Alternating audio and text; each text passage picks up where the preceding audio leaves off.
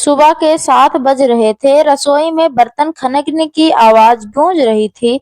सुमन जी चुपचाप रोटी बना रही थी। तभी उनकी बहू पूजा कमरे से बाहर आई और तेज आवाज में बोली, मम्मी जी मेरी चाय अभी तक क्यों नहीं आई?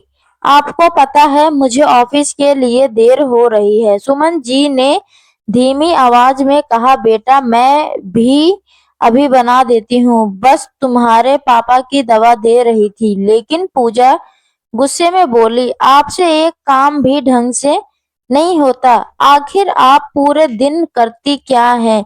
यह शब्द सुमन जी के दिल में तीर की तरह चुभ गए, पर उन्होंने कुछ नहीं कहा। दिन बीत गए और पूजा का व्यवहार और भी कठोर होता गया। वह हर छोटी छोटी बात पर सुमन जी को ताने देती, कभी खाना देर से बनाने पर तो कभी घर साफ ना होने पर। सुमन जी सब कुछ चुपचाप सहती रहती क्योंकि वह घर में शांति चाहती थी। एक दिन सुमन जी की तबीयत बहुत खराब हो गई। उन्हें तेज बुखार था, लेकिन फिर भी वह रसोई में काम कर रही थी। पूजा ने उन्हें देखा और कहा, ड्रामा करने से कुछ नहीं होगा। पहले काम कर रही थी पूजा, मेरा नाश्ता बना। उस दिन सुमन जी का सब टूट गया। उन्होंने पहली बार पूजा की आंखों में देखकर कहा, माफी बहू, मैं तुम्हारी नौकरानी नहीं, मैं इस घर की माँ हूँ जिसने इस घर को अपने खून पसीने से बनाया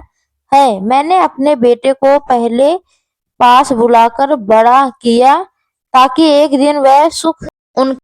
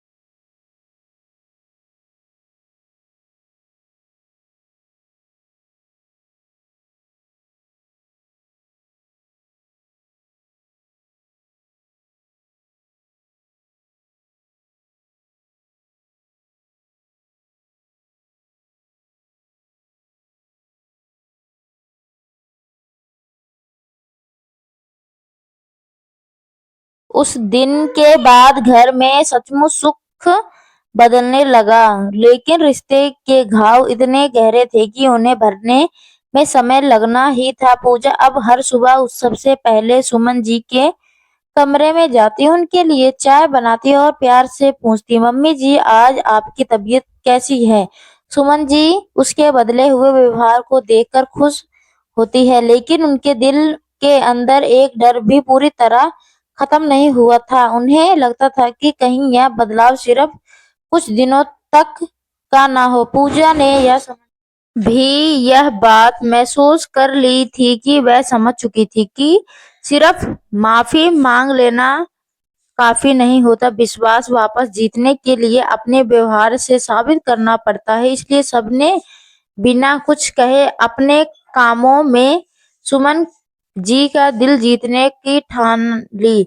एक दिन पूजा ने ऑफिस से छुट्टी ली और पूरे घर का सजाया। उसने सुमन जी की पसंद का खाना बनाया और शाम को जब रोहित और सुमन जी की एक साथ बैठक तो पूजा ने उसके पास आई और बोली, मम्मी जी, आज तक मैंने सिर्फ अपने बारे में सोचा, कभी आपके त्याग और आपके दर्द को समझने की कोशिश नहीं की। लेकिन अब मैं वादा करती हूँ, मैं सिर्फ बहू नहीं, आपकी बेटी बनकर रहूंगी। यह सुनकर सुमन जी की आंखों में आंसू आ गए। उन्होंने पूजा को अपने गले से लगा लिया।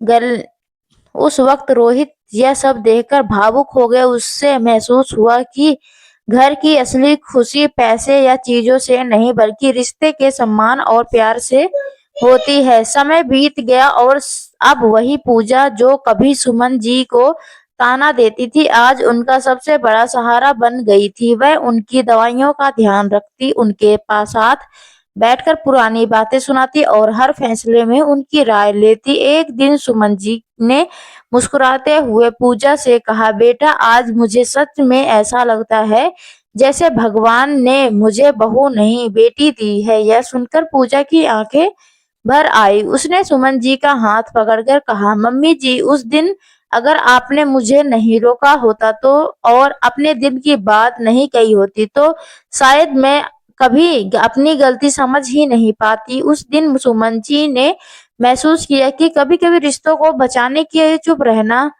नहीं, बल्कि सही समय पर सच बोलना जरूरी होता है, क्योंकि जब इंसान अपने आत्मसम्मान के लिए खड़ा होता है, तभी सामने वाला उसकी असली कीमत समझता है।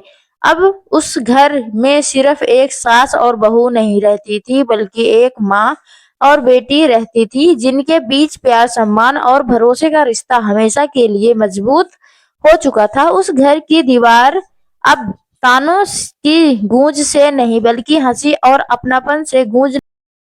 दिन यूं ही शांति और प्यार से बीत रहे थे, लेकिन जिंदगी हमेशा एक जैसी नहीं रहती। एक दिन अचानक सुमन जी की तबीयत फिर से बिगड़ गई और तेज बुक चक्कर आए और वही रसोई में गिर पड़ी।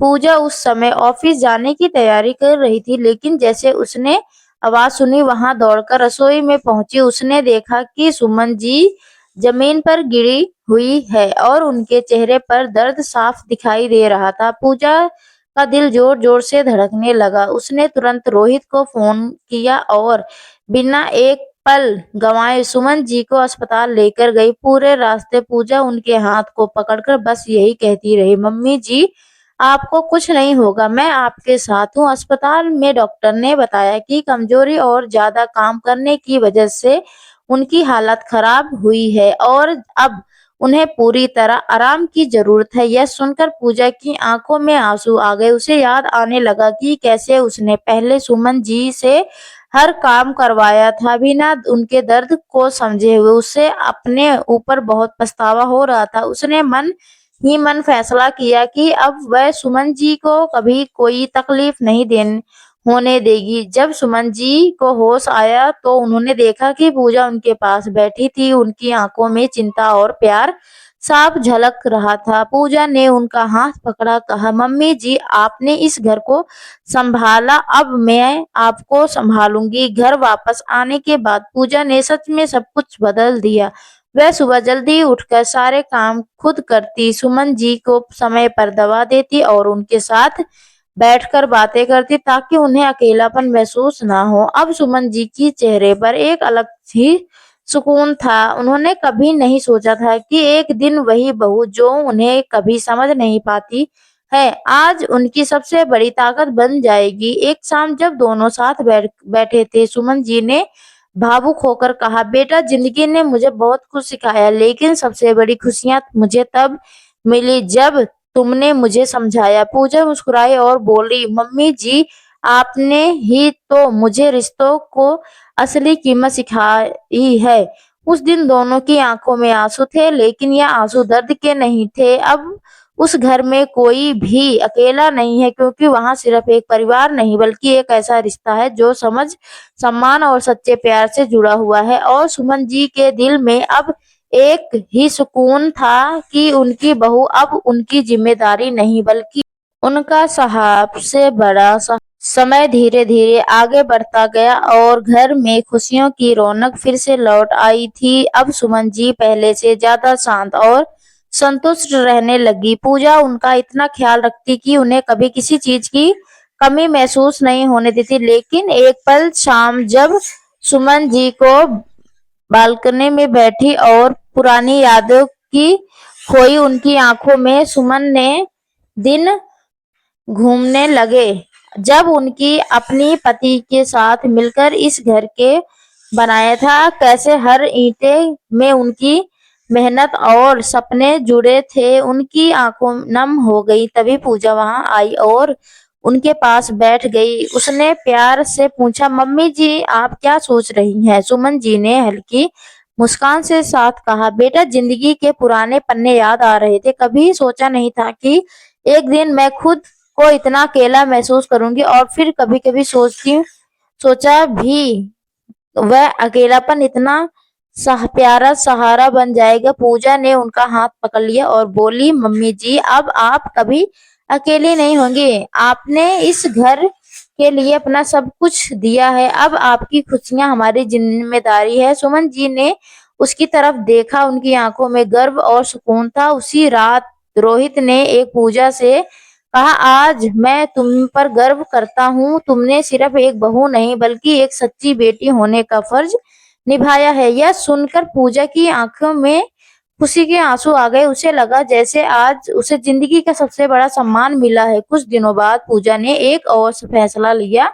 उसने सुमन जी के जन्मदिन पर एक छोटा सा कार्यक्रम रखा। घर के संजय केक मंगवाया और सब सुगम जी कमरे से बाहर आए और तब उसने कहा, एक साथ कहा, हैप्पी बर्थडे। सुमन जी हैरान रह गई, उनकी आंखों से आंसू बहने लगे। उन्होंने कभी सोचा नहीं था कि उनकी जिंदगी में फिर से इतना प्यार और सम्मान लौट आएगा। पूजा ने उनके पास आई फिर बोली, इस घर की बहू नहीं बल्कि इस घर का हिस्सा बनाया है। उस पल सुमन जी ने पूजा को गले लगा लिया और भावुक होकर कहा, बेटी जिंदगी में सबसे बड़ी दौलत पैसा नहीं होता बल्कि वह लोग होते हैं जो हमें समझते हैं और सम्मान देते हैं। आज मुझे लगता है कि मेरी जिंदगी की सारी तपस्या सफल हो गई है। उस दिन के बाद सुमन जी के दिल में कोई दर्द नहीं था, सिर्फ गर्व और खुशी की